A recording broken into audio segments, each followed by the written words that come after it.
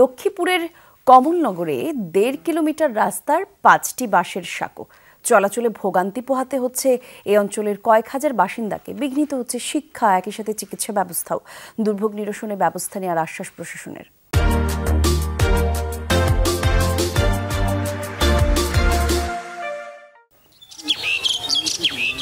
১.৫ কিলোমিটারের রাস্তায় পাড়ি হতে হয় ৫টি বাঁশের সাঁকো।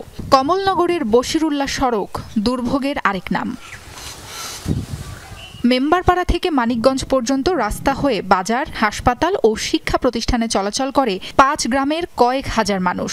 বছর ৭ আগে তৈরি হওয়া কাঁচা রাস্তাটি দিয়ে উপজেলা সদরের সাথে যোগাযোগ তাদের, কিন্তু একমাত্র এই পথটি চলতি বছর বন্যায় ক্ষতিগ্রস্ত হয়।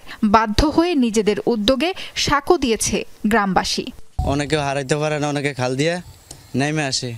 মহিলারা তো হাক্কা দুড়াইলে উঠলে ভয় পা। ব্যবসায়ীরা মাল সামান আনতে অনেক কষ্ট হয়।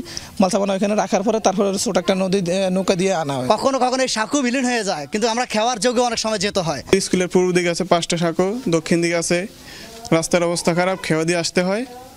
পশ্চিম দিকে সাঁকো আছে, স্কুলের উত্তর দিকেও সাঁকো আছে। ছাত্রছাত্রী স্কুলে উপস্থিতি আরও ভালো ছিল। রাস্তা খারাপের কারণে স্টুডেন্ট আসতে চায় না, গার্ডিয়ানরা পাঠাইতে চায় না, রিস্ক মনে করে। যদি চিকিৎসার জন্য কোথাও নিতে হয় তাহলে কাঁধে করে নিতে হবে অথবা নৌকায় করে নিতে হবে, এছাড়া আর কোনো ব্যবস্থা নাই। এলাকার চেয়ারম্যান ছিল, চেয়ারম্যানও নাই। আর চেয়ারম্যান থাকতে আঙ্গুই রাস্তাটা ভাঙানো। রাস্তাটি দ্রুত সংস্কার করে জনদুর্ভোগ লাঘবের আশ্বাস উপজেলা নির্বাহী কর্মকর্তার। এই রাস্তাটা আমরা গতবারেই ঠিক করেছিলাম, কিন্তু এবারে বন্যায় রাস্তাটি হচ্ছে ক্ষতিগ্রস্ত, তাই ভেঙে যায়, চলাচল অনুযোগী হয়ে পড়েছে। আমরা এটা যেহেতু আপনারও দৃষ্টিতে এনেছেন, আমরা জনদুর্ভোগ লাঘবের ব্যবস্থা নেব। রাস্তাটি সংস্কার করতে আমরা কাজ করি। সাঁকো পেরিয়ে যেতে হয় 4টি শিক্ষা প্রতিষ্ঠানে। ভোগান্তি নিয়ে প্রতিদিন 6 শতাধিক শিক্ষার্থী ও বৃদ্ধ সহ কয়েক হাজার মানুষের যাতায়াত। রাস্তাটি দ্রুত মেরামতের দাবি এলাকাবাসীর। সাবরিনা লিজা, যমুনা নিউজ।